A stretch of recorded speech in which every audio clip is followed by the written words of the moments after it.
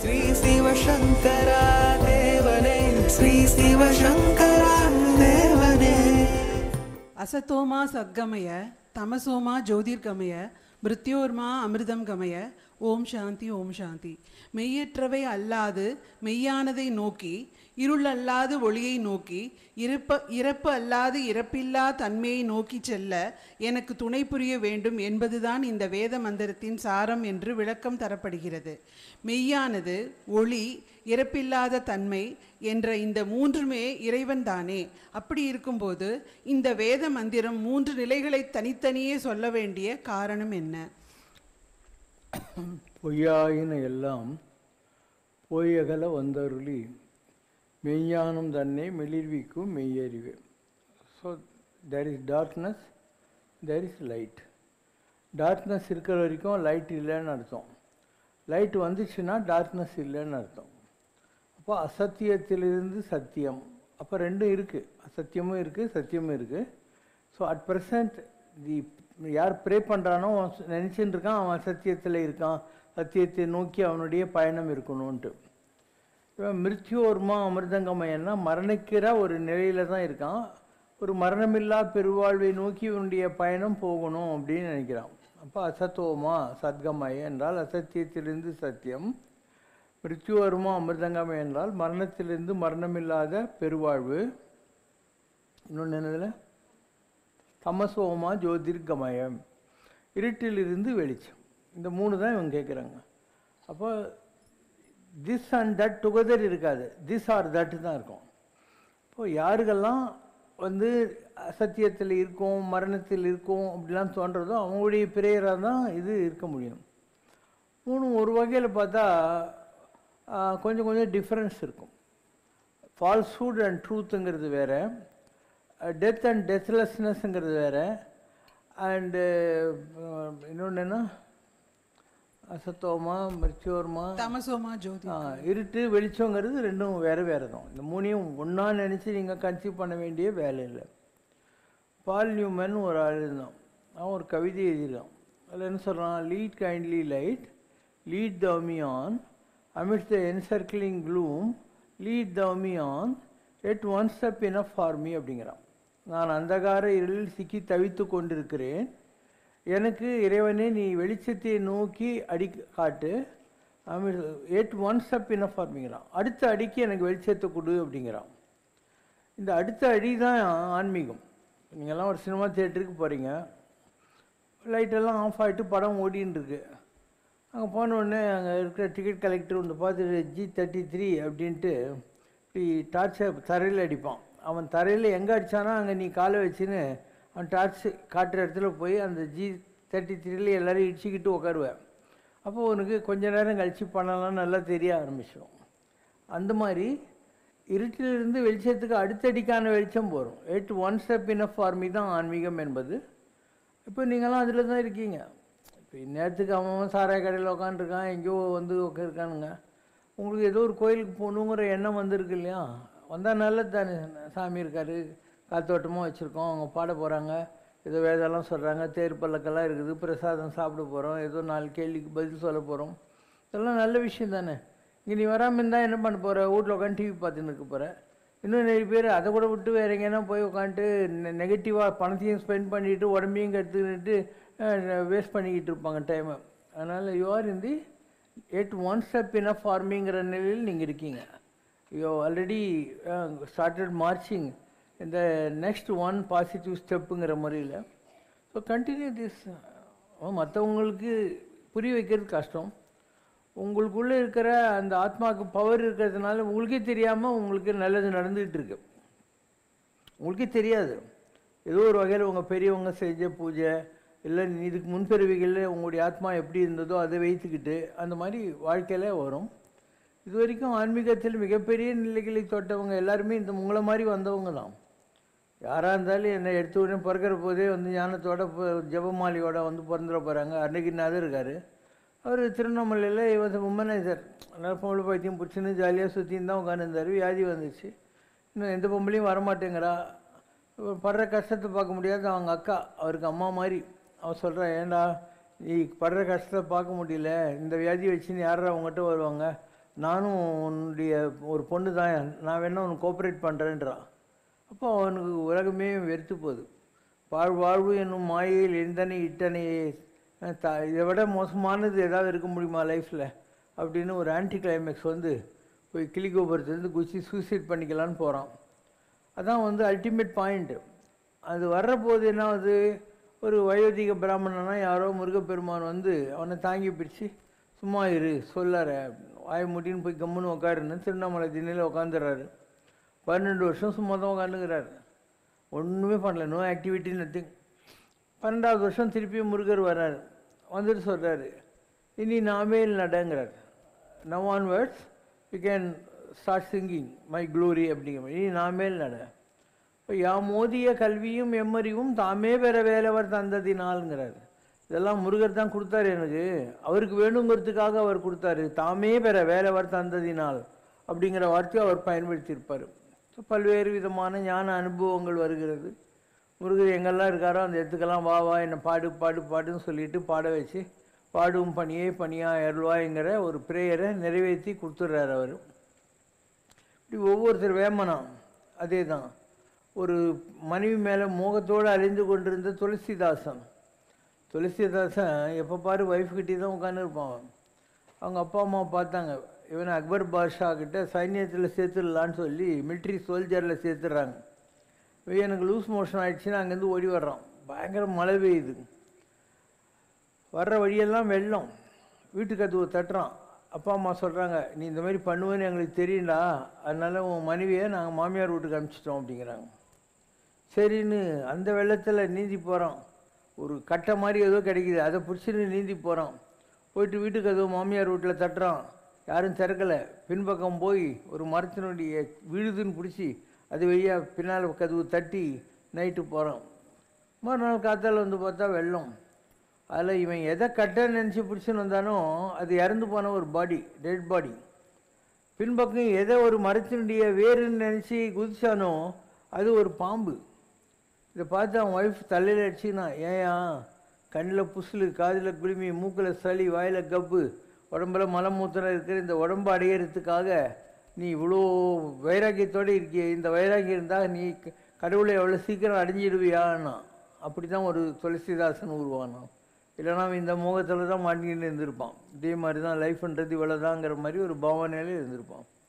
அதனால் உலகத்தில் எவ்வளோ மோசமானவங்களாக இருந்தாலும் அவங்கள கூட ஒரு மினிட் வருது. 3 நிலை இருக்குன்னு தேவாரம் சொல்லுது. எம்மை தடுத்து அடிமை உண்டு. God will catch hold of you at an appropriate time in your life. எம்மை தடுத்து அடிமை உண்டு. ஸ்டெப் 2, பாரமாய பழவினை அறுத்து. ஒரு பாரமாக உன்னை பிடிச்சி வச்சுருக்கிற கர்மா இருக்கு இல்லையா, அதை போக்குவார். பாரமாய பழவினை அறுத்து. உனக்கு ஞானம் கிடச்ச உடனே உனக்கு வேறு எதுலேயும் இன்ட்ரெஸ்ட் இருக்காது. தன்னை நினைந்துருக தருகின்றான். கடவுளை நினச்சிக்கிட்டு கடவுளுக்காக உழைக்கிறது அப்படிங்கிற மாதிரி ஒரு லைஃப் ஸ்டைலுக்கு உன்னை மாற்றிடுவேன். ஞானிகளான எல்லாருடைய வாழ்க்கையிலையும் நெய்தர் எக்ஸ்ட்ரீம் ஜாய் நார் எக்ஸ்ட்ரீம் சாரோ, ரெண்டுமே உண்மை இல்லை. சித்தார்த்தன் எக்ஸ்ட்ரீம் ஜாய், அவனுக்கு என்ன கஷ்டம் இருந்தது, நேபாளுக்கே கிங்கு, அழகான பொண்டாட்டி, பிள்ளை, அப்பா அம்மா நல்லவங்க. ஆனால் ஒரே ஒரு நாள் வெளியே போய் ஒரு பணத்தை பார்க்குறான், வயசானவங்களை பார்க்குறான், இந்த கஷ்டத்தெல்லாம் பார்த்த உடனே மனசு மாறி போகுது. அப்போ அவன் வந்து மனைவி மக்கள் எல்லாம் விட்டுட்டு போய் தேடி அலைஞ்சி கடைசியில் புத்தகையில் போதி மரத்தடியில் புத்தன் ஆயிடுறான். Extreme joy left him to that. Pattinathar கப்பல் கம்பெனி வியாபாரி, பெரிய பணக்காரர். சோழராஜாவை விட அவர்கிட்ட தான் வசதி ஜாஸ்தி இருந்தது.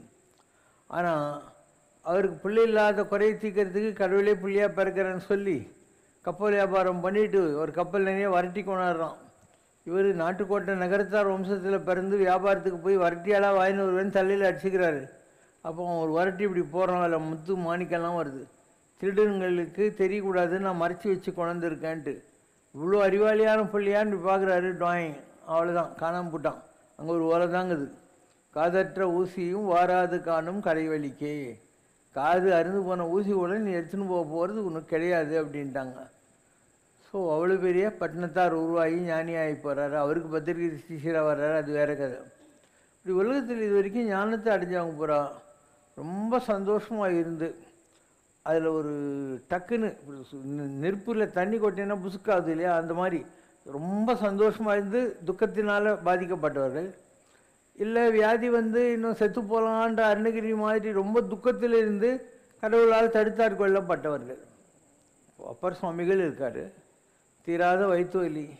அவங்க அக்கா தான் சொல்கிறா, நீ வந்து சிவனை நினைப்பான்ட்டு. அதுக்கு பின்னால் எவ்வளோ அனுபவம். யானை காலில் மெடுறாங்க, சுண்ணாம்பு கலவையில் உட்கார வைக்கிறாங்க, அப்பயும் அவர் நற்றுணையாவது நமச்சிவாயுமேன்னு சொல்லி சொல்லி சொல்லி அப்பர் ஆகி திருநாவுக்கரசர் ஆகி போயிட்டார். இன்றைக்கி சமயக்குறவர்கள் 4 பேரில் ஒருத்தராக இருக்கார். பிரகலாதன் அவங்க அப்பா சொன்னான், இரண்ய கசிபிவே நம்மான்னு சொல்கிறான்னு. இல்லை ஓம் நமோ நாராயணா சொன்னான். என்ன டார்ச்சர்லாம் பண்ணாங்க, அப்போ கூட நமோ நாராயணா தான். இன்றைக்கி பிரகலாதன் பெருமாளுக்கு 4 பக்தர்கள் உலகத்தில், பராசர, புண்டரீக, நாரத, பிரகலாத. பராசரன், புண்டரீகன், நாரதர், பிரகலாதன் 4 பேர் தான் டாப் மோஸ்ட் இதில் இருக்காங்க பெருமாள் பக்தர்களில். அப்படி நீங்கள் வரலாற்றில் புராண கதைகள்லாம் கொஞ்சம் கொஞ்சமாக அசை போட்டு பார்த்தீங்கன்னா உங்களுக்கு தெரியும், எய்தர் திஸ் ஆர் தட். ஏன்னா உலகம் உருண்டை. இப்போ நீ வடதுருவத்தையே நோக்கி போயிருந்தால் தென்துருவம் வந்துடும், தென்துருவத்தையே நோக்கி போயிருந்தால் வடதுருவம் வந்துடும். And the extremes will lead you to the extremes only. And life is an experiment with truth, and it is decided by various experiences which happen in your life. அதனால் உங்கள் வாழ்க்கையில் கஷ்டமெல்லாம் இருந்தால் அதை பற்றி பயப்படக்கூடாது. வாழ்க்கையில் சந்தோஷம் இருந்தால் அதை பற்றி சந்தோஷப்படக்கூடாது. சந்தோஷம் will lead you to துக்கம், and துக்கம் will lead you to சந்தோஷம். Either way you will become a ஞானி, and becoming ஞானி is the ultimate purpose of life. அதை தவிர லைஃபுக்கு ஒன்றும் பர்பஸ் இல்லை. வையத்துள் வாழ்வாங்கு வாழ்பவன் வானோரையும் தெய்வத்துள் வைக்கப்படும். You will become god yourself. நீ எதை தேடுகிறாயோ அதுவாகவே நீ மாறி விடுவாய் அப்படின்னு அர்த்தம். உலகத்தில் எல்லாருமே இப்படி தான் மகான்கள் உருவாகிறாங்க. ஒரு சித்தார்த்தன் வெளிச்சத்தை தேடினான், புத்தனாகி விட்டான். நீயும் தேடு, ஒருவேளை நீ புத்தன் அளவுக்கு பெரிய ஆள் ஆகாமல் போகலாம், அட்லீஸ்ட் புத்திசாலி ஆகிடுவேன். புத்திசாலி புத்தனாகாவிட்டால் என்ன, நீ புத்திசாலி ஆகிவிடுவாயின்னு. So keep searching, and God is already guiding people. Lead kindly light, lead thou me on, amid the encircling gloom, lead thou me on, at one step enough for me. அதனால் நெக்ஸ்ட் ஸ்டெப் வரும், தானாக வரும் உங்கள் வாழ்க்கையில். அது மாதிரி வந்திருக்குன்றதுக்கு என்ன ப்ரூஃப்னா, இந்த மாதிரி ஒரு கோயிலுக்கு வந்திருக்கீங்க, பாட்டு கேட்குறீங்க, சாமியை பார்க்குறீங்க, நல்ல எண்ணங்கள் இருக்குது இல்லையா. அதனால் you are in the right track, right step. Keep marching forward and onward. Matter and energy என்று விஞ்ஞானத்தில் சொல்லப்படும் நிலைதான் சிவனும் சக்தியும் என்பது. சிவனும் சக்தியும் வெவ்வேறு அல்ல, அவை இரண்டும் ஒன்றுக்கொன்று இன்டர்லிங்க்டான விஷயங்கள் என்று தாங்கள் பல அருளுரைகளில் தெரிவித்திருக்கிறீர்கள். அப்படியானால் இறைவனின் தூதுவர்களாக வரும் அவதார புருஷர்களும் ரிஷிகளும் முனிவர்களும் மகான்களும் இந்த பூமிக்கு சிவநிலையில் வருகிறார்களா அல்லது சக்தி நிலையில் வருகிறார்களா? ஏதாவது ஒரு நிலையில்தான் வருகிறார்கள் என்றால் அவர்களுக்கு சிவத்தை சக்தியாக மாற்றுகிற வல்லமை இறைவனால் அருளப்படுகிறதா? தெளிவுபடுத்தி அருள வேண்டுகிறோம். இங்கிலீஷில் தாவோ ஆஃப் ஃபிசிக்ஸ்னு ஒரு புக் இருக்குது, நம்ம லைப்ரரியில் கூட இருக்குது. அதில் என்ன சொல்கிறாங்கன்னா, ஒரு எக்லிப்டிக்கல் முட்டை ஞாபகம் வச்சுக்கோ. முட்டைக்கு நடுவில் ஒரு எஸ் மாதிரி வரைஞ்சிக்கோ. ஒரு பக்கம் ஒயிட்டு, ஒரு பக்கம் பிளாக் வச்சுக்கோ. பிளாக்கு நடுவில் ஒரு ஒயிட் இருக்கும், ஒரு சீடு. அண்டு இதில் ஒரு சீடு இருக்கும். அதாவது ஒரு முட்டை, அதில் எஸ்ஸு, இந்த பக்கம் வெளிச்சம், இந்த பக்கம் இருட்டு. இதனுடைய ஒரு பார்ட்டிகள் இதில் இருக்குது, இதனுடைய ஒரு பார்ட்டிகள் அதில் இருக்குது. இதுக்கு ஜிங் ஜாங் ஃபிலாசபின்னு பேர், மேட்டர் அண்ட் எனர்ஜி. அந்த மாதிரி இந்த உலகத்தில் இப்போ ராமகிருஷ்ண பரமஹம்சர் இருந்தார். அவர் காளிகிட்ட உபாசனை பண்ணார், கடுமையான விரதங்கள் தவங்கள் எல்லாம் இருந்தார். ஆனால் அவருக்கு த்ரோட்டில் கேன்சர் வருது. எல்லா சிஷ்யங்களும் சொல்கிறாங்க, நீங்கள் தான் காளிகிட்ட டெய்லி பேசுகிறீங்களே, கொஞ்சம் அந்த அம்மா கிட்ட நல்லா பண்ண சொல்லுங்கன்னு. மறுநாள் கேட்குறாங்க, கேட்டிங்களான்னு. அவர் சொல்கிறார், கேட்டேன், உங்கள்கிட்ட அல்ல குறையாத அருள் இருக்குப்பா. இந்த ஜனங்கள்லாம் ஃப்ராடுங்க, நல்லவனாட்டம் பக்தி நாட்டம் நடித்து ஒன்று ஏமாற்றி அதை பிடிங்குவாங்க. அதனால் ஸ்ட்ரீட் ஸ்மார்ட்டாக அறிவாளியாக இருக்கிற விவேகானந்தங்கிட்ட உன் பவரை கொடுத்துட்டு நீ என்கிட்ட வந்து சேருன்னு சொல்லிட்டான்னார். அப்போது மேட்டருங்கிறது யார்? ராமகிருஷ்ண பரமஹம்சர். எனர்ஜிங்கிறது யார்? விவேகானந்தர். அப்போ நீங்கள் உட்காந்துருக்க, மைக் வேலை செய்யுது, லைட் எரியுது, ஃபேன் சுற்றுது. இது என்ன? எனர்ஜி.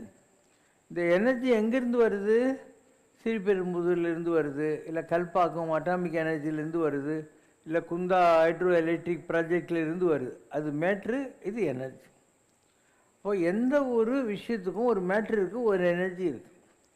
இப்படி தான் மகான்கள் உருவாக்கப்படுகிறார்கள். திருவண்ணாமலையில் விசிறி சாமியார் இருந்தார்.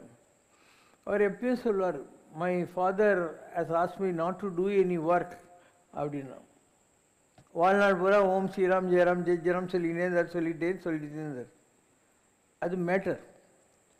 நான் ஒரு 48 நாள் திருவண்ணாமலைக்கு போய் அண்ணாமலை யாரும் பார்த்தே ஆகணும். அந்த கோகுள்ள கல்லால மரம் இருக்குது, அதுக்குள்ளே அவர் உட்காந்துருக்காங்க ஜனகாதி முனிவர்களோட ஒளி வடிவமாண்டு. ஸோ டெய்லி 1 கிளாஸ் பசும்பால் மாத்திரம் குடிப்பேன். காத்தால 6 மணிக்கு கோயிலில் போய் உட்காந்துக்குவேன். 12 மணிக்கு வெளியே வந்து ராம் சரத்குமார் சாமிகிட்ட போய் இருப்பேன். 4 மணிக்கு மலையை சுற்றிட்டு திருப்பியும் கோயிலுக்குள்ளே போயிடுவேன். நைட்டு பள்ளியறை சேவானோடனே 9:30-10 மணிக்கு திருப்பியும் சிவகாசி நாடார் மேன்ஷனில் மாட்டியில் வந்து படுத்துக்கிட்டு மறுநாள் காத்தால் போயிடுவேன். இப்படி 48 நாள் இருந்தேன். ஒரு நாளைக்கு ஒரே 1 கிளாஸ் பசும்பால் தான் குடிச்சுன்னு இருந்தேன். 48வது நாள் அந்த ரமணனுக்கு ஞானம் எல்லாம் கிடைச்ச தியான லிங்கம் இருக்கு இல்லையா, அதுக்கு வெளியே உட்காந்துருக்கேன் நான். அதாவது இந்த கம்பத்து இளையனார் சந்நிதிக்கு எதிரில். அப்போ ராமசுரத்குமார் சாமி அங்கே வராரு. 48வது நாள் வராரு. வந்துட்டு என்னை கை பிடிச்சி நேராக அண்ணாமலையார் ஒரு சுற்றி வராரு.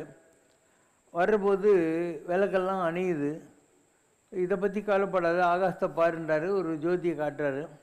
இப்போ ஒரு ஆள் வந்து 27 தேங்காவை பட்னு உடையிறான் அந்த பிள்ளையார் சந்நிதிக்கிட்ட. இப்போ எல்லா பல்பும் எரியுது. ஒரு ஆள் வரான், வந்து சாமி ஸ்வீட்டுக்காரன் கொண்டாந்துக்கிறேன் அப்படின்றான்.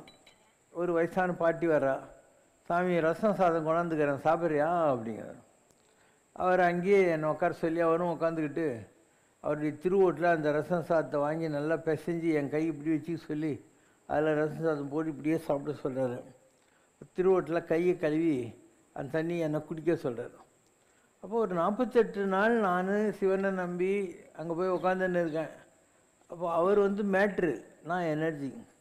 அவர் சுடுகாட்லேயும் அங்கேயும் இங்கேயும் அலைஞ்சி ஒரு மென்டல் ஸ்டேட்டில் ஓம் ஸ்ரீராம் ஜெயராம் சொல்லி அவர் கிடைச்சிருக்கிற அருள் அவர் எனக்கு கொடுக்க வேண்டிய நிலை. அதனால தான் அவர் எப்பயுமே சொல்லியிருந்தார், my father has not given me any work other than keeping chanting is my father's name அப்படின்வார். அப்போ அது எனக்கு கிடைக்கணுங்கிற மாதிரி ஒரு விதி இருக்குது. இதுதான் ராமகிருஷ்ணர் விவேகானந்தர் கொடுத்ததுக்கான கணக்கு, ராமசரத்குமார் சாமி நம்ம கொடுக்கறதுக்கான கணக்கு. இப்படி உலகத்தில் மேட்ரு வேறு, எனர்ஜி வேறு. சரி, இப்போ நரநாராயணர்கள் 2 பேர் இருந்தாங்க. அவங்க யார்? பகவானே தான். பகவான் தன்னை 2ஆக பிரிச்சுக்கிட்டார். ஒரு ராட்சசன் இருந்தான், மகா தபஸ்வி. அவன் பேர் சஹஸ்ர கவச்சன். 1000 சஹஸ்ரம்னாக்கா 1000 கவச்சம் இருக்கும். அவன் பிரம்மகிட்ட வரம் வாங்கியிருந்தான். என்னுடைய ஒரு கவச்சத்தை எடுக்கணுன்னா 12 வருஷம் தவம் பண்ணும், 12 வருஷம் எனக்கு எதிரில் நின்று சண்டை போடணும். அவனுடைய அட்டூழியம் ஜாஸ்தி ஆயிடுச்சு. அதனால் எல்லோரும் முறையிடுறாங்க. நாராயணன் சரி நானே உலகத்துக்கு வர்றேன்னு சொல்லிட்டு தன்னை 2ஆக பிரிச்சுக்கிறாரு. இன்றைக்கி பத்ரிகாசிரமம் இருக்கு இல்லையா, பத்ரிநாராயணன் கோயில், அங்கே வர்றாரு. அதுதான் நாராயண பர்வத்தம்னு. நாராயண பர்வத்தம். நரனாவும் நாராயணவும் தவம் செய்கிறாங்க. நாராயணன் வந்து சஹஸ்ர கவசன்கிட்ட சண்டை போடுவார் 12 வருஷம். இவர் போய் தவத்தில் உட்காந்துக்குவார். அங்கே இருக்கிற நரன் வந்து 12 வருஷம் சண்டை போடுவான், அவன் போய் திருப்பி உட்காந்துக்குவான். இப்படி பண்ண ஒவ்வொரு கவச்சமாக கிழிச்சினே வராங்க. 999 கவசம் பிச்சுட்டாங்க. அதுக்கு உள்ள யுகப்பிரளயம் வருது. யுகப்பிரளயம் வந்துச்சுன்னா யாருமே மிஞ்ச மாட்டாங்க. பிரம்மனும் போயிடுவான். கங்காளன் கலேபரமும் எம் இறை நல் வீணை வாசிக்குமே அப்படிங்கிறார். அந்த நந்தியுடைய 2 கொம்புக்கு நடுவில் இருந்து சிவபெருமான் மாசில் வீணையை வாசிக்கிட்டு இருப்பாராம். எதுக்காக வாசிக்கிறாங்க? இந்த உலகத்தில் இருக்கிற எல்லா பிள்ளைங்களும் இவ்வளோ வருஷமாகி என்கிட்ட வர முடியலையே, இப்போ எல்லாரும் என்கிட்ட வரப்போகிறாங்க அப்படிங்கிற சந்தோஷமா. இந்த ப்ராடிகல் சில்ட்ரன் கதையில் பைபிளில் அந்த மாதிரி எல்லோரும் வரப்போகிறாங்கன்ற சந்தோஷம். எம்மீறி நல் வீணை வாசிக்குமேன்றது. அது ஒரு கவச்சத்தோட அவன் எங்கேருந்து வந்தான்னு அங்கே போட்டான். அவன் தான் வந்து சஹஸ்ர கவச்சன். அதுக்கு அடுத்து மகாபாரத டைம் வந்துடுது. மகாபாரதத்தில் இந்த குந்தி தேவி துர்வாச ரிஷிக்கிட்ட வரம் வாங்கிட்டு எந்த கடவுளை நினச்சா அந்த குழந்தை பறக்கொண்டு வரம் வாங்கியிருந்தான். ஏன்னா ஹஸ்பண்டு செக்ஸ் பண்ணான்னா செத்துப்படுவான்.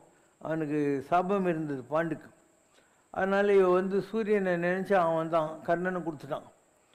ஸோ இந்த கர்ணனை தொட்டில் வச்சு விட்டுட்டான். அதை தான் அந்த தேர்ப்பாகன் வளர்த்தான், அதெல்லாம் அவங்களுக்கு தெரியும்.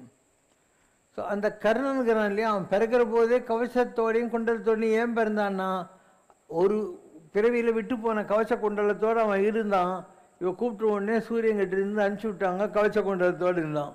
அதனால தான் மகாபாரத குருஷேத்திரத்தில் ஆனானப்பட்ட கிருஷ்ண பரமாத்மா இல்லை இந்திரன் 2 பேரும் போய் வஞ்சகம் செய்து அவன் சாஸ்திர கவச்சனாக இருந்து கர்ணனாக வந்தவங்ககிட்ட போய் கவச்ச குண்டலத்தை வாங்கின பின்னால் தான் அவனை அடிக்க முடியுது அவங்களால. இப்போ லைஃப் என்பது transfer of energy and it's a continuous process. உலகத்தில் யாருமே புதியவங்க இல்லை, யாருமே பழையவங்க இல்லை. நானும் பழசு இல்லை, நீயும் பழசு இல்லை. இல்லை நானும் புதுசு இல்லை, நீயும் புதுசு இல்லை, அப்படி வச்சுக்கலாம். இப்போ முன்னர் நமது இச்சையினால் பிறந்தோம் இல்லை, முதல் இடை கடை நம் வசத்தில் இல்லை. இந்த பாஸ்ட்டு ப்ரெசன்ட் ஃப்யூச்சர் நம்ம கண்ட்ரோலில் இல்லை. எது நடந்ததோ நன்றாகவே நடந்தது, எது நடந்து கொண்டிருக்கிறதோ நன்றாகவே நடந்து கொண்டிருக்கிறதுனா இதுதான் அதுக்கு அர்த்தம். ஸோ உலகத்தில் கண்டதே கண்டு, கொண்டதே கொண்டு, உண்டதே உண்டு, உடுத்ததே உடுத்து, உரைத்ததே அடுத்தடுத்து உரைத்து, கழிந்ததே கடவுள் நாளெல்லாம்ன்ற மாதிரி. அதனால் எல்லாருக்கும் ஒரு பழமை இருக்குது. நம்ம புதுசாக பூமியில் வந்திருக்கோம். இது முன்பிறவிகளில் நமக்கு என்னெல்லாம் வாசனைகள் பெண்டிங் இருந்ததோ அது சுகமாகவும் இருக்கலாம், சோகமாகவும் இருக்கலாம், உறவாகவும் இருக்கலாம், துறவாகவும் இருக்கலாம். அதெல்லாம் நடந்தே தீரும். எனக்கு 48வது வயசில் குடும்பத்தை விடணும்னு இருந்தது. நான் எந்த காலத்துலேயும் போய் தவம் பண்ணிகிட்டு இருந்தால் மகேந்திரகிரிலெல்லாம். அப்போ அங்கே இருக்கிறவங்க சொன்னாங்க, அகஸ்தியருக்கு கல்யாண கோலத்தில் தரிசனம் கிடச்சி இடத்துல இருக்குது, கல்யாண தீர்த்தம் விக்ரமசிங்கபுரம், அதுக்கு மேலே பாபநாசுக்கு மேலே அங்கே ஒரு சிவலிங்கம் இருக்கும், நீ போய் பூஜை பண்ணு அப்படின்னாங்க. ஏன்னா அது நான் பரிசு பண்ணது, ஒரு பிரிவில் நான் பரிசு பண்ணிட்டு வந்தது. அதனால் அங்கே நம்ம போக வேண்டிய இருக்குது. அங்கே கிருஷ்ணவேணி அம்மானு சபரியாக இருந்தவங்க அங்கே அதுக்கு பூஜை பண்ணுற அருகதை இருந்ததுனால அவங்க பண்ணிக்கிட்டு இருந்தாங்க. நம்ம போகிறோம் வரோம், அங்கே கோயில் வருது, அதெல்லாம் வேறு விஷயம். ஸோ ஒவ்வொருத்தருக்கும் ஒரு ஒரு காரண காரியம் இருக்கும். அப்போ இந்த பிரிவில் நான் மகேந்திரகிரி காட்டுக்கெல்லாம் போகிறேன். யாராவது ஒரு சிட்டியில், அதுவும் மெட்ராஸில் குப்பை கொட்டின ஒரு ஆள் தன்னந்தனியாக கரடியும் யானையும் பாம்புங்களுக்கிற ஒரு காட்டில் போய் தன்னந்தனியாக உட்காந்து தவம் பண்ண முடியும்னு நம்புறியா? அதெல்லாம் நடக்கும். அந்தந்த நேரத்துக்கு என்னென்ன பாக்கி இருக்கோ எல்லாம் தானாகவே நடக்கும். ஸோ எங்கே மகேந்திரகிரி நான் போய் காட்டில் உட்காந்து ராமர் தவம் பண்ண இடம் பஞ்சவடின்னு சொல்லி 5 கோயிலில் புலகம் அழிகிற போது அமிர்தம் பொங்கி வரலாம் சாஸ்திரங்குது. ஒரு என்ன சொல்கிறது, ஒரு கேனிபால் மாதிரி நான் காட்டில் சுற்றின்னு இருந்த காலம் இருக்கு. எல்லாராலையும் போயிட முடியுமா? அங்கே இருக்கும். இது யட்சவனம், மனுஷால் வரப்படாதுன்னு இருக்கும். நீ போனீங்கன்னா விட்டலாச்சாரிய சினிமாவில் மாதிரி மரத்தோட கிளையை வந்து ஒன்று கெட்டியாக பிடிச்சிக்கும், இல்லை நீ நாய் மாதிரி கொங்குன்னு சுற்றிக்கினே இருப்ப மரத்தை, எப்படி ஒன்று இருக்கும். இது கனெக்ஷன் இல்லாதவங்க போகவே முடியாது. ஆனானப்பட்ட ரமண மகரிஷி திருவண்ணாமலையில் இருந்தபோது மலை ஏறி போகிறார். போனால் 7 ஜூனைங்கிற இடத்துல பெரிய ஆலை இலையை பார்க்குறாரு. இந்த இடத்துல தான் அந்த ஆலமரம் இருக்கும் அப்படின்னு நினைக்கிறாரு. பக்கத்தில் இந்த புஷ்ஷில் இருந்து ராட்சச வண்டுகள் வந்து அவரை கட்சி பர்மாக்காரன் மாதிரி ஆகி போயிடுறாரு. சரின்னு திரும்பி வந்துடுறாரு. வந்து அவர்கிட்ட அண்ணாமலைன்னு ஒருத்தர், குஞ்சுசாமின்னு ஒரு கேரளாக்கார், அவங்ககிட்ட சொல்கிறார், அந்த இடம் எனக்கு தெரிஞ்சு போச்சு, ஆனால் உத்தரவாகலை, நான் திரும்பி வந்துட்டேங்கிறார். இவங்க அறிவாளின்னு நினச்சின்னு கட்டு சாதம் கட்டிக்கின்னு இவங்க 2 பேரும் மறுநாள் அந்த இடத்துக்கு போகிறாங்க 7 ஜூனைக்கு. போனோடனே ஒரு ஆள் கண்ணு தெரியலையே ரமணான்றான், இன்னொருத்தன் வந்து நாயாட்டம் 2 கையும் முன்னால் வச்சுன்னு மரத்தை சுற்றி வரான். அப்போ இவங்க ரமண மகரிஷிக்கிட்ட வேண்டுறாங்க, எங்களை மன்னிச்சிரு அப்படின்னு. அப்போது ஒரு விறகு வெட்டி மாதிரி ஒருத்தர் வந்து ஒரு லாங் குச்சி கொடுத்து இதை பிடிச்சி இந்த பக்கம் குதிங்க அப்படின்னு அந்த ஜொன்னையில் இந்த பக்கம் தள்ளி விட்டு இனிமேல் இங்கெல்லாம் வராதிங்க அப்படின்ட்டார். இது ரமணனுடைய வாழ்க்கை வரல பதிவாயிருக்கு. இப்போ எவ்வளோ ஒரு விஷயங்கள்லாம் இருக்குது. இப்போ எல்லாருக்கும் முடியாது. அனலில் சுட்ட விளக்கமாகும்னுவாங்க. எப்படி ஒரு சீல் வைக்கணுன்னா நீ யாருக்க வந்து அனலில் பிடிக்கிறல்ல, அந்த மாதிரி யாருக்கு என்ன கணக்கு இருக்கோ அவங்க தான் அந்த இடத்துக்கு போக முடியும், எல்லாராலையும் போக முடியாது.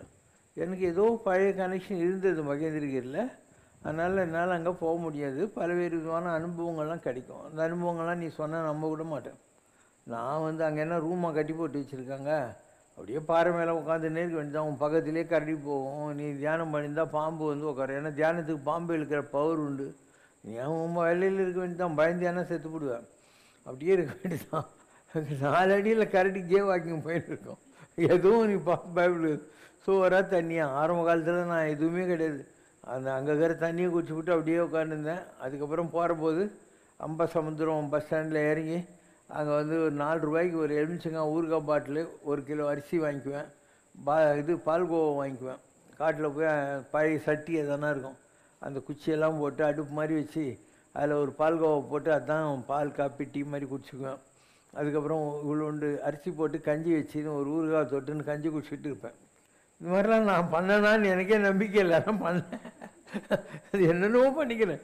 இங்கே பர்வதமலைக்கு போனால் ஒருத்தர் யாருமே போக மாட்டாங்க, கொலைப்பசி. நான் எதுவுமே எடுத்துன்னு போக மாட்டேன். அந்த காலத்தில் சட்டும் போட மாட்டேன், செருப்பும் போட மாட்டேன், ஒன்றும் போட மாட்டேன். ரொம்ப பசி. பார்த்தா இரவானத்தில் வெறும் மிளகா பொடி, மிளகா தூள் இல்லை, மிளகா பொடி கூடாது, மிளகா தூள் யாரோ சொருக்கி வச்சுருக்கான். ஸோ அங்கேயும் இதே மாதிரி தான் ஒரு சட்டி வச்சு தண்ணியை கொதிக்க வச்சு வெறும் மிளகாத்தூள், உப்பு கூட இல்லை, அதை குடிச்சிட்டு உட்காந்துருந்தேன். மல்லிகார்ஜுனரை கட்டி பிடிச்சின்னு உட்காந்துருந்தேன் கணவன் மாதிரி. பர்வதமலை இல்லை, இதெல்லாம் விட்டக்குறை தொட்டக்குறை இருந்தால் தான் பண்ண முடியும், இல்லைன்னா இந்த வைராக்கியம் வராது. எல்லாத்தையும் விட்டு, எனக்கு அந்த நேரத்தில் கல்யாணம் ஆகி மனைவி மகள்லாம் தாங்க, இவங்களெல்லாம் விட்டு பிஸ்னஸ் எல்லாம் விட்டு எப்படி ஒரு ஆளுக்கு இப்படியெல்லாம் ஒரு வைராக்கியம் வரும், எப்படி தோணும் இல்லையா? எல்லாம் பண்ணி பார்த்து அதுக்கப்புறம் ஒரு 4-5 வருஷம் அலைஞ்சி வந்து அதுக்கப்புறம் லைஃப் வேறு மாதிரி ஸ்ட்ரீமில் மாறுது. எந்த ஒரு விஷயமும் விட்டக்குறை தொட்டுக்குறை. எனக்கு ரத்தனகிரி சாமியார் முதல்ல 1968 என்னை பார்த்தபோது அவர் எழுதி கொடுத்த வார்த்தை இதுதான், பொறு தேடி இரு, எல்லாமே தேடி வரும்னார். அதாவது கீப் வெயிட்டிங், நீ எதையும் சர்ச் பண்ணாத, எல்லாமே உன்னை சர்ச் பண்ணி வரும் அப்படின்னாங்க. பொறு, எல்லாமே தேடி வரும். So you are only a witness. அதனால் சம்ரஷ்ணாவில் ஒரு பாட்டு இருக்கும், அதாவது நீ சாட்சி மட்டுமே மனிதா, தெய்வம் நடத்துகின்ற நாடகம் இது தேவரும் அறியா பூடகம் சொல்லிட்டு, இது சாட்சி மட்டுமே மனிதான் வரும். அதனால் நம்மளை சுற்றி என்ன நடக்குதோ எல்லாம் ஏற்கனவே ஸ்கிரிப்டு டயலாகு எல்லாம் எழுதி வச்சுக்குது. நீ அதை வேடிக்கை பார்த்து அந்த நேரத்துக்கு அந்த ரோலை அழகாக ப்ளே பண்ணிட்டு போயினே இரு. அதனுடைய போக்கில் விட்டாவே எல்லாம் கரெக்டாக தான் நடக்கும். So every thing is destiny, அவ்வளோதான். யாராக இருந்தாலும் அப்படி தான். ராமர் கடவுள், ஆனால் ஏன் ஒரு 14 வருஷம் வனவாசம் போகணும் இல்லையா? பஞ்ச பாண்டவர்கள்லாம் தேவர்கள் தானே. யம தர்மராஜன் தான் யுதிஷ்டன், இந்திரன் தான் அர்ஜுனன், அஸ்வினி புத்திரர்கள் நகுல சகாதேவர்கள், வாயுனுடைய அம்சத்தில் வந்தவன் பீமன், நெருப்பினுடைய அம்சத்தில் வந்தது திரௌபதி இல்லையா? பிரகஸ்பதிங்கிற அம்சத்தில் வந்தவர் துரோணாச்சாரியார், அஷ்டவசுக்கூடிய அம்சத்தில் வந்தவர் பீஷ்மாச்சாரியார். எல்லோரும் வராங்களா இல்லையா? இந்த மாதிரி உலகத்தில் எப்பயுமே மனுஷங்க தெய்வம் மானுஷ ரூபேனா, மனிதர்களுக்குள்ளே தான் தெய்வங்கள் வசிக்குது. அதனால் நமக்கு தெரிஞ்சாலும் தெரியலனாலையும் நம்ம எல்லாம் வந்து தெய்வங்கள் தான், நம்ம எல்லாம் தேவர்கள் தான். இது ஒரு நாடகம் நடக்குது, அவ்வளோதான். அதனால் அதெல்லாம் வேடிக்கை பாரு. அவங்க ஒன்றை யூஸ் பண்ணிக்கிட்டு அவங்களுடைய எக்ஸ்போசர்ஸ் எக்ஸ்பீரியன்ஸஸ் என்னெல்லாம் பெண்டிங் இருக்கோ அதுக்கு ஒன்று பொம்மை மாதிரி தான் யூஸ் பண்ணுறாங்க. அதனால் நானும் பொம்மை, நீயும் பொம்மை, இன்னும் 2 பேருமே நிஜம் கிடையாது. கண்டெய்னர்ஸ், கண்டென்ட் வேறு, உனக்குள்ளே இருக்கிறதும் வேறு, எனக்குள்ளே இருக்கிறதும் வேறு. மக்களுக்கு இதெல்லாம் புரிய ஆரம்பித்தா அதுக்கு பேர் தான் ஞானம். இல்லைன்னா நாம் இதை தான் நினச்சின்னு இருப்போம். 2 பொம்மைக்குது, ஒரு கட்டன் போட்டு பின்னாலேருந்து மந்திரி பெய்கிறதா மழை என்னுவான், பெய்கிறது மும்மாறின்னுவான். பொம்மையாக செய்து பின்னாலேருந்து கையை விரல விட்டு நான் இது பண்ணுறான் இல்லையா, முகுந்தான்னு சொல்லி அசின் இந்த சினிமாவில் வரும்ல தசாவதாரத்தில், அந்த மாதிரி தான். என் மூலமாக பேசுகிறவன் ஒருத்தன், உன் மூலமாக கேட்குறவன் ஒருத்தன். நம்ம எல்லாம் வேடிக்கை பார்க்குறவங்களே தவிர nothing is true about this human life. இன்னும் சொல்லப்போனால் நம்முடைய ஸ்பிரிட் இருக்கு இல்லையா, அது வேற எங்கேயோ இருக்குது. இது வந்து வெறும் கண்டெய்னர் தான் நம்ம உடம்புன்றது. நம்முடைய ஆத்மா வேற எங்கேயோ இருக்குது. அது விசித்திரமாக இருக்கும். அதாவது கைலாச மலைக்கு போகிற வழியில் ஒரு ஊர் இருக்குது, பங்குக்கு பக்கத்தில் சிற்கான்னு ஒரு ஊர் இருக்குது. அந்த இடத்துல நாகலோகம் இருக்குது, நான் போயிருக்காங்க. அந்த நாகலோகத்தில் இந்த ஊரில் ஒரு வெங்கடாஜலபதி இருந்தால் அங்கே ஒரு வெங்கடாஜலபதி இருக்கார். ஆனால் பாம்பு உடம்பு, ஃபேஸ் வெங்கடாஜலபதி. இந்த ஊரில் ஒரு குழந்தை இருக்குது, ஒரு இதில் கிரெட் இல்லைன்னா குழந்தையோட முகம் உடம்பு பாம்பு. இப்படிலாம் இருக்குன்னா உனக்கு நம்பிக்கை வருதா? நாகலோகம் இருக்குது, நமக்கெல்லாம் சம்மந்தப்பட்ட எப்படி மயில் ராவணனுடைய உயிர் 7 கடல் தாண்டி மரத்து மேலே இருந்துச்சின்னு சொல்கிறாங்க இல்லையா, அந்த மாதிரிலாம் புராணங்களை படிக்கிறீங்களா, இதெல்லாம் உண்மைதான். அதனால தான் அந்த காலத்தில் மணாளனே மங்கின் பாக்கியம் கணவனே கண் கண்ட தெய்வத்திலலாம் அஞ்சலி தேவி பிள்ளைங்களை கூப்பிட்டு நாகலோகத்தில் போய் அங்கேருந்து புள்ளை விளக்க கொண்டாந்த உடனே எல்லாம் தப்பிச்சிட்டாங்கலாம் கதை வருது இல்லை. அதெல்லாம் சும்மா வந்துருமா விட்டலாச்சாரிய மைண்டில் கூட? அதெல்லாம் ஏதோ ஒரு கணக்கு இருக்கும். இதெல்லாம் நடந்துக்கிட்டு தான் இருக்குது, உலகத்தில் எப்பயுமே நடந்துக்கிட்டு தான் இருக்குது. அண்டு 14 உலகங்கள் இருக்கிறதும் உண்மைதான். சித்தர்கள் உலகம்னு ஒன்று இருக்குது, அதுவும் உண்மைதான். மாதிரி எத்தனையோ விஷயங்கள் நம்ம பெரியவங்க சொன்னது, மூத்தோர் சொல் வார்த்தை அமிர்தம்னுவாங்க, அதெல்லாம் உலகத்தில் இன்றைக்கும் இருக்குது. அதனுடைய போக்கில் நடக்குது. நாம் அழட்டிக்கவே தேவையில்லை. ஒய் மீ, இது இந்த ப்ராப்ளம் எனக்கு எதுக்கு, இந்த சுகம் எனக்கு எதுக்கு, சுகத்தை பற்றியும் சந்தோஷப்படாது, துக்கத்தை இதை பற்றியும் வருத்தப்பட தேவையில்லை. அந்த போக்கில் எல்லாம் நடக்கும். And you will know it as the scenes come. ஒரு துப்பறியும் நாவல் இருக்குது, இவன் கொலை பண்ணியிருப்பானா அவன் கொலை பண்ணியிருப்பான்னு அப்படியே பார்த்துக்கினே போனோம். லாஸ்ட்டு சீனில் தான் அது யாருன்னு கண்டுபிடிக்க முடியும் இல்லையா? ஒரு ஒரு இது போடுற, நீ சம் இல்லை ஒரு கேள்விக்கு பதில் தேடுற, அப்போ அந்த புக்குடைய கடைசி பேஜில் கரெக்ட் ஆன்சர் 7-2 7B 6C அந்த மாதிரி ஏதாவது இருக்கும். இப்போ விடை கடைசி பக்கத்தில் இருக்கும். அந்த மாதிரி உன் வாழ்க்கையில் நடந்துட்டு இருக்கிற விஷயங்களுக்கான விடை கடைசியில் தெரியும். எப்போ சங்கு ஊதுறாங்க பாரு, அப்போ தெரியும் எதுக்காக இதெல்லாம் நடக்குது என்னன்னு. இது வாழுங்காலத்திலே உனக்கு தெரிஞ்சு போயிடுச்சுன்னா நீ ஞானி. ஒய் மீன்னு கேள்வி கேட்டுனே இருந்தேன்னா அஜானி. So be a witness to whatever happens around you. ராஜா கையை வச்சா ராங்காக போனதில்லை. அப்போது நம்மளெல்லாம் கண்ட்ரோல் பண்ணுற ராஜா இருக்கார் இல்லையா, அவர் சாதாரண ராஜாவா? எந்த பேர் வேணால் வச்சு கூப்பிட்டுக்கோ, நடராஜா, சுந்தர் ராஜா, தியாகராஜா, கோவிந்தராஜா, எவ்வளோ ராஜா இருக்காங்க. அவர் ஒன்று டிசைட் பண்ணுறாருன்னா அதில் எந்த தப்பும் இருக்காது. ராஜா கையை வச்சா, ராஜகுமாரன் காட்டில் போயிருந்தான். அப்போ ஒரு விரல் அவனுக்கு கொஞ்சம் கட்டாகி போச்சு. இவன் எனக்கு எதுக்கு இந்த கஷ்டம் அப்படின்னு நினச்சினே இருந்தான்.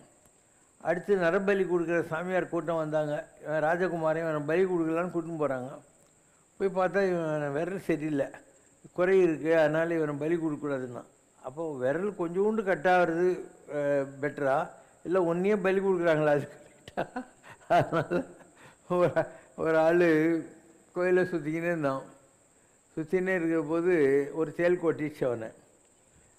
அவன் நல்லவன், அவனை தேல் கொட்டிச்சு. அவன் கடவுள்கிட்ட திட்டுறான், நான் உன் கோயிலை சுற்றின்னு இருக்கிற போது என்னை ஏன் தேல் கொடிச்சுன்ட்டு. இன்னொருத்தன் கோயிலை சுற்றின்னு இருக்கிறான், அவனுக்கு 100 ரூபா கிடைக்குது. இவன் கேட்குறான், அவனுக்கு 100 ரூபா கொடுத்து எனக்கு தேல் கொட்டான்ட்டு.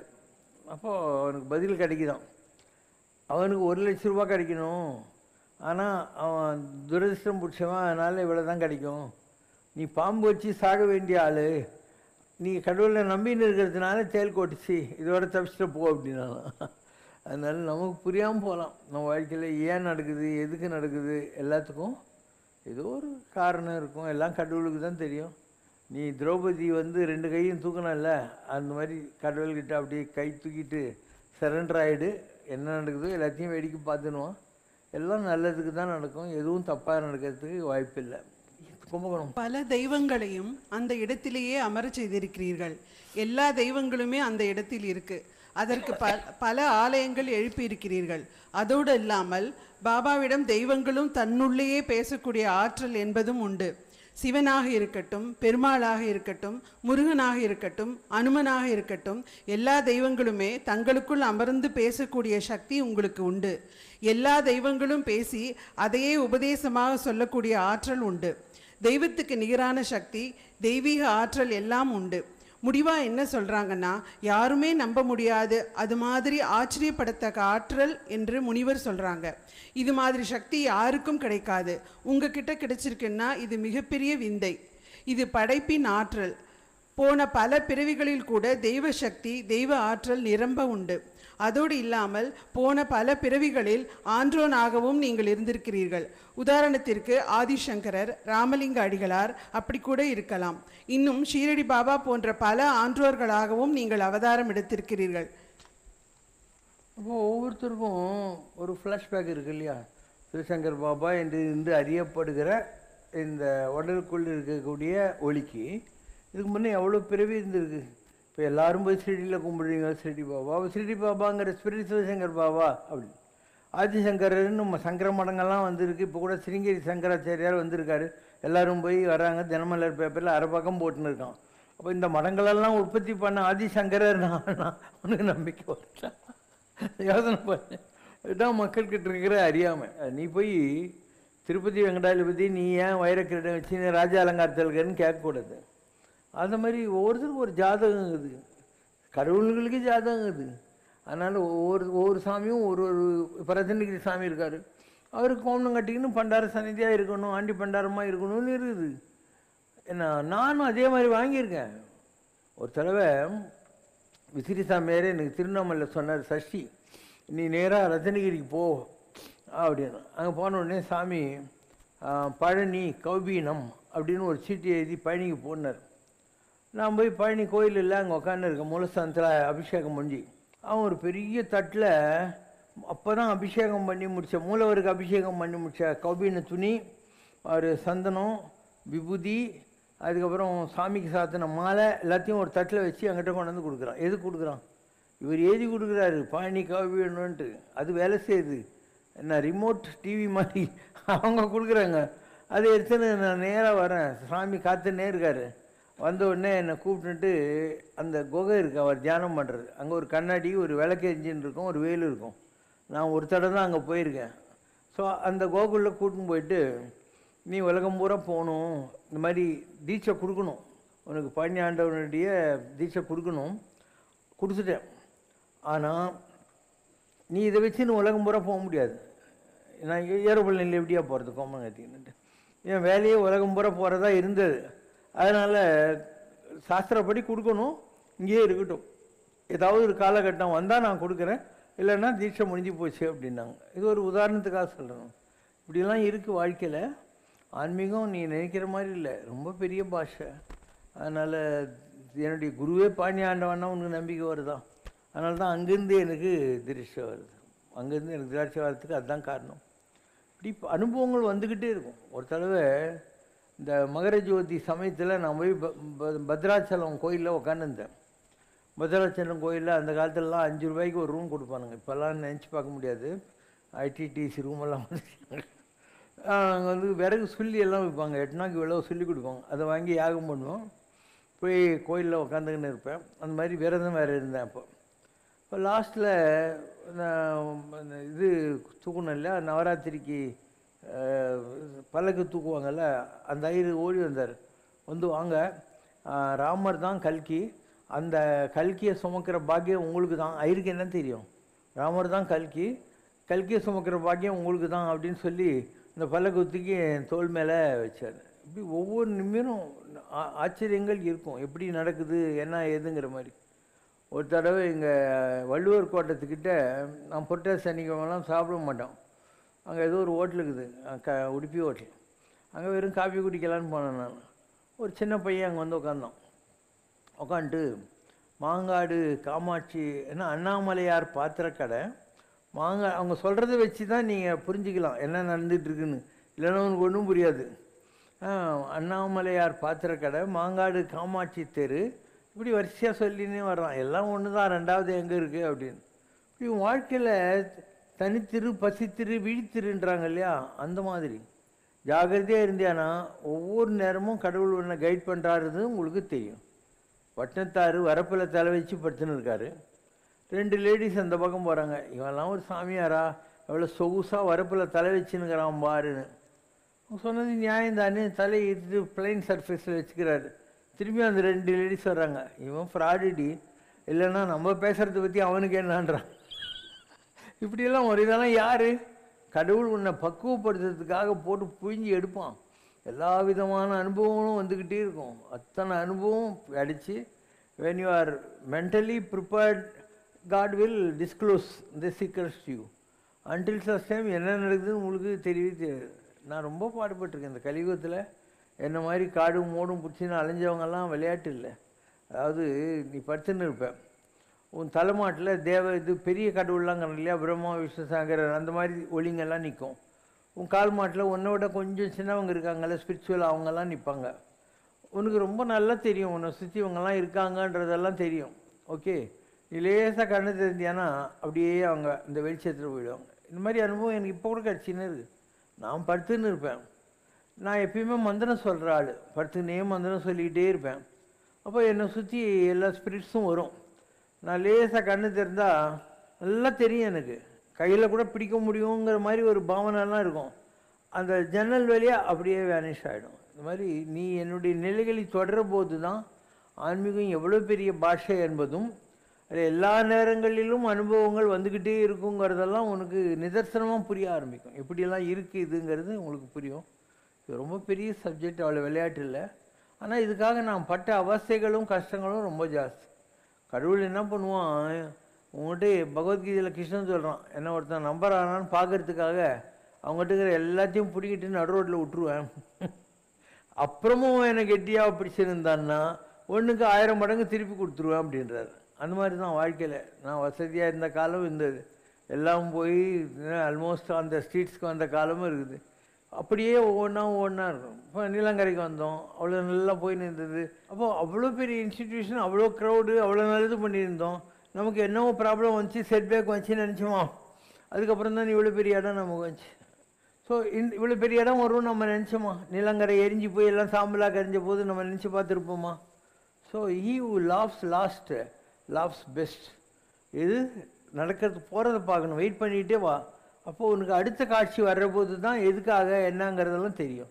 இல்லைன்னா நீ நீலங்கரையை பார்த்து செட்பேக் ஆகிட்டேனாக்கா இவ்வளோ பெரிய இன்ஸ்டிடியூஷன் எப்படி வந்திருக்கும்? Everything is predestined. காடு மூடலாம் நீ நினைக்கிற மாதிரி விளையாட்டு இல்லை. நிறைய அனுபவங்கள் கிடைக்கும். ஆனால் நீ வந்து ஒரு ஸ்பிரிச்சுவல் லெவலில் எனர்ஜிக்கு போயிருக்கணும், இல்லைன்னா பயந்துருவேன். அதாவது நீ உட்காந்து இருப்ப, எங்கன்னா பங்களாவை கட்டி விட்டு கல் மேலே உட்காந்து தியானம் பண்ணிக்கிட்டே இருப்பேன். ஜல் ஜல் ஜல் ஜல் ஜல் ஜல் ஜல் சத்தம் இருக்கும். அதெல்லாம் யார்? வனதேவதைகள், யட்சிணிகள், இவங்கெல்லாம் அந்த பக்கம் போயினே இருப்பாங்க. கண்ணுக்கு தெரிய மாட்டாங்க. அவங்களுக்கு ஒன்றும் தெரியும், உனக்கு அவங்களுக்கு தெரியாது. அப்போ நீ அம்மா என்னை கொஞ்சம் ஆசீர்வாதம் பண்ணிட்டு போ அப்படின்னு சொன்னேன்னா ஜல் ஜல் ஜல்னு போய் அப்படியே ஒரு இடத்துல கலகலான்னு சிரிப்பு வரும். கொஞ்ச நேரம் கழிச்சு திரும்பி போயிடுவாங்க. இப்படி தான் இருக்குதுன்னு அவனுக்கு நம்பிக்கை வருதா? நீ விட்டலாச்சார சினிமா பார்க்குறது ஒன்று, நிஜமான அனுபவங்களை போய் நம்பி மல்லியிலையும் மயந்திருக்கையிலையும் கைலாசத்திலையும் நடத்தி அனுபவிக்கிறதுன்றதும் உண்மை தான். எல்லா உலகமும் உண்மை தான். அங்கெல்லாம் போக முடியும், வர முடியும். நான் பித்ருலோகத்தை எல்லா உலகத்தையும் பார்த்துருக்கேன். பித்ருலோகத்தை பார்த்துருக்கேன், சித்தர்கள் உலகத்தை பார்த்துருக்கேன். எல்லாத்தையும் பார்த்துட்டு தான் வந்து உட்காந்து இருக்கும். அடுத்த காட்சிகள் வர்றபோது அதை விட பிரமாதமாக வரும். So just waiting. கொஞ்சம் சீக்கிரம் தான் சொல்கிறேன் நான். ஓம் குருஸ்வார சதுரேண பகோ தேவஸ்ரீ வீர்யம் விதயாத் ஸ்வாஹா. ஓம் குருஸ்வார சதுரேண பகோ தேவஸ்ரீ வீர்யம் விதயாத் ஸ்வாஹா. ஓம் குருஸ்வார சதுரேண பகோ தேவஸ்ரீ வீர்யம் விதயாத் ஸ்வாஹா. ஓம் குருஸ்வார சதுரேண பகோ தேவஸ்ரீ வீர்யம் விதயாத் ஸ்வாஹா. ஓம் குருஸ்வார சதுரேண பகோ தேவஸ்ரீ வீர்யம் விதயாத் ஸ்வாஹா.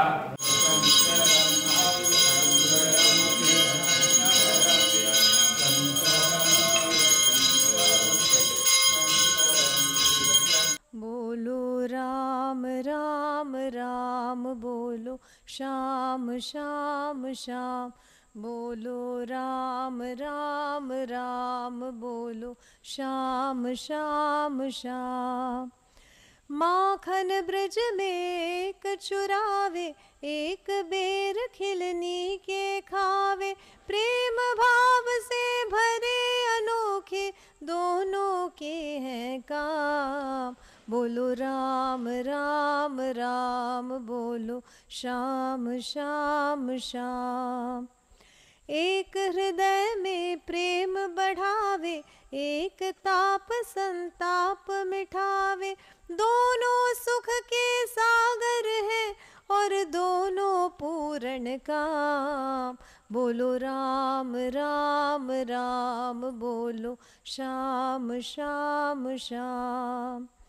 एक कंस पापी को मारे, एक दुष्ट रावण संघारे। दोनों दीन के दुख हरत है, दोनों बल के धाम। बोलो राम राम राम बोलो श्याम श्याम श्याम।